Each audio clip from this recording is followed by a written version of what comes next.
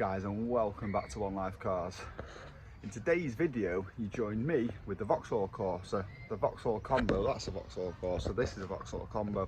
They're both pretty much the same, but that's a van and that's a car. So you join me with the Vauxhall Combo to show you guys how to remove and replace the radiator.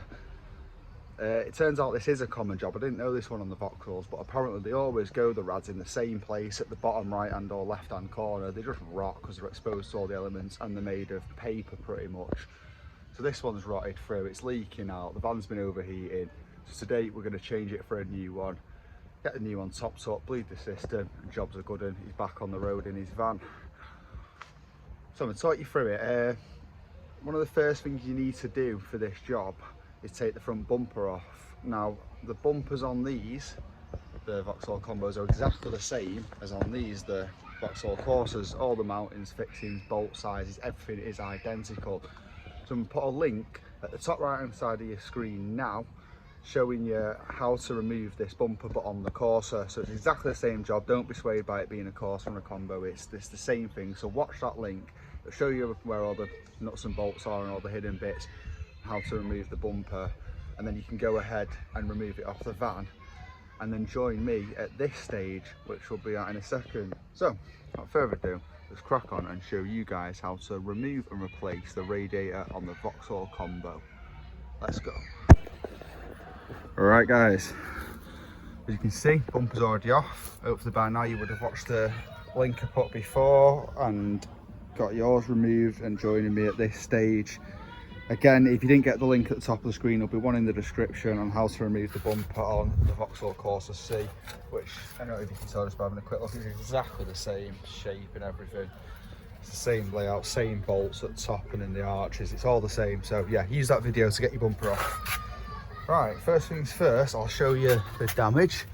So as you can see here, the bottom, sort of my left looking at the van, can't really see where the hole is, but it's just basically all corroded in that corner, and then when you fill it up with water now, it pours straight out the bottom.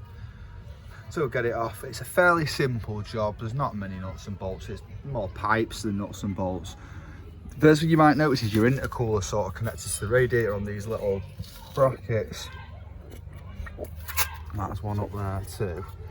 So what I think will be easier rather than messing about with it now on the car, on the van, is we'll disconnect this charge pipe coming in. It's not connected to any other bits of the rad, it's just two 7mm bolts there on the two Jubilee clips. Undo those, so you don't actually need to undo that side, that was a bit of a dumb move there. You just need to undo the one that connects to the intercooler, get the pipe out of the way, and the same round here, there's another clamp there, as you can see I've already took it off. Again, 7mm, don't ask why it's such an awkward size, but it is. If you've not got a 7mm, which you might not have, use an adjustable. So for the rad itself, you've got the intercooler disconnected, which basically leaves it sat on these couple of mounts here. They just sort of sit in, see how you got a bit of the frame there, just sit into the old, like a rubber mount, like an engine mount sort of set up, just to stop it from shaking about, I think. Right guys, now for the bits on the inside of sort of the engine bay. So I'm going to spin the camera on that so you can see. If you ever look down here, you've got, that's better, look at the way I'm looking at it. You've got this pipe here that goes in, the sort of the lower down pipe of the two. There's one on the other side that's a bit higher up. That's just a 7mm bit on a Jubilee clip. On this one it's even got a flat screwdriver option, but they slip, so just if you've got the 7mm, use it because they're a bit rusty and tight, these Jubilee clips. Get that pipe loosen off, and then moving to the middle, this charge pipe that goes to the turbo, it's got a little bracket on it there that connects to the fan. It's an awkward sort of Torx socket, if you like. I'm just going to stick my mole grips on it and snap it off, because it'll not literally snap it, but you know what I mean, to loosen it, because that'll be easy. It can get to it with my mole grips easily. I'll let you know the size in a second. It feels like it'll be a 10mm. You get a normal 10mm socket if you can get away with it, but it could slip because it's a like a multi-splined nut. I don't know what the proper term is for it. It's like a Torx bit, but for a socket. But I'm just going to get my mole grips on that. There's only one of it just to loosen that pipe, so it's not connected to the fan and radiator. And then moving across a bit more, we've got this higher up pipe, one of those daft bandy clips that are dead tight. Again, mole grips are great for them to snap them open and leave the grips on them while you move them about, because they're really snappy them. You don't want to catch your fingers in them. Let's get that pipe done. So there's a thin pipe here that comes off this cooling pipe, and it's not, no screws or anything, it's just sort of clips in a bit to the plastic of the fan there, so you can just loosen that up like so. And then that should be everything. Oh yeah, one more thing is the electrical connection down there. I've just popped that off. You don't need any tools, it's got a big, see there, the sockets come out. That's just popped out of there.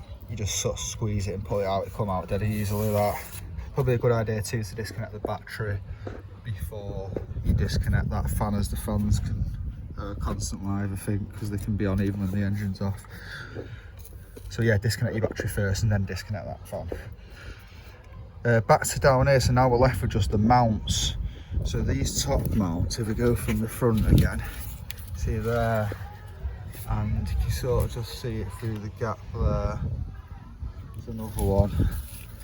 And then down here, it just sits on, like I showed you earlier, and that it sits on. So there's a bolt underneath the end of the headlight there, and on this side there, in the same place both sides, and that's for those two mounts. So what I'm going to do is just undo those two bolts, and you should be able to just let the radiator drop. They're like a 14, but I'll let you know the size in a second. And then we'll get that out and then get the radiator out. So the radiator's going to come out with the fan still connected to the back, obviously, and the intercooler still connected there. We've disconnected the pipes, the intercooler, so the whole thing. Finally guys, the radiator is out, as you can see here. So just to confirm too, the mount bolts were 13mm, and that bolt on the back of the fan for the pipe, that was a 8mm socket. I was on about using a pair of mole grips or something, but an 8mm socket fits it fine. We've got that out, we've got the new rod there, so now it's just a case of swapping all the bits and bobs like the fans and this bit of charge pipe to the intercooler onto the new radiator. Oh yeah, and the little rubber grommets too for the mounting bits. One thing I've noticed, this radiator is slightly bigger than that by about 100mm, but also this looks like it's caved in, so I don't know if it's actually lost a bit of size because it's caved in. You see this, guys? You can tell there, it sort of all droops, it's almost smiling at me. Bit weird, not seen that before. And that's where it's been leaking. This bottom corner, so it's all corroded, it's knackered. So let's get this fan and intercooler swapped on. So new one. Oh yeah, we've got a bit of a pipe. So I didn't mention that too about taking that pipe off. I just used a pair of grips to pull that clamp off and pull that off the tank. It connects up here on the tank. So we've got a 6mm socket to undo this bolt, and this bolt, and then you can see it's got these sort of plastic bits that clip over, and it sort of sits into this at the bottom there, and we should be able to pull all the whole fan unit off as one. This pipe is still connected here. That's another 8mm socket, but it's absolutely knackered. I mean, I probably could get it off if I mess about, but I'm just going to sort of take it off all as one.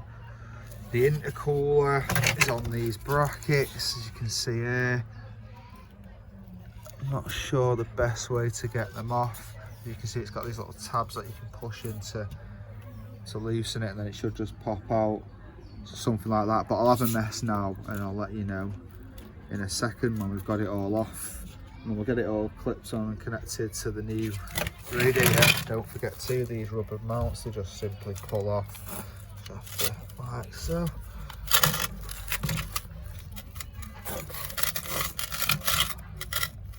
Yeah, you can see it's coming off. So work hole for them far off. There's one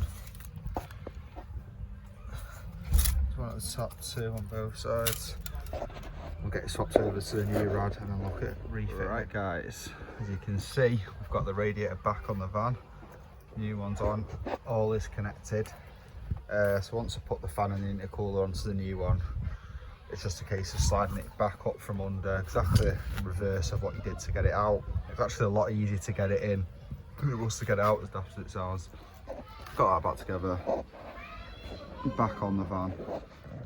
Right guys, that's about it for today's video. I hope you found it useful. That's how to remove and replace the radiator on this 2005 Vauxhall Combo. This one's the 1.7 diesel. One thing I will say, if you have the same problem, the 1.3 radiators and the 1.7s are different sizes. So the 1.3 radiators are the same size as the Corsas. They're all a generic size, and then these 1.7s have a slightly bigger one. So make sure you check that first and get the right one. But yeah, if you found this useful, please give it a thumbs up. It helps me out a lot. And if you're new guys, make sure you hit that subscribe button. You know, not many of you that will be watching this now will be subscribed. So for what it's worth, just scroll down the page a little bit and click subscribe to One Life Cars. It helps me a lot. That's about it for today's video. Like I say, I hope you found this useful. Until next time guys, my name's Sam Clark. You're watching One Life Cars. Peace.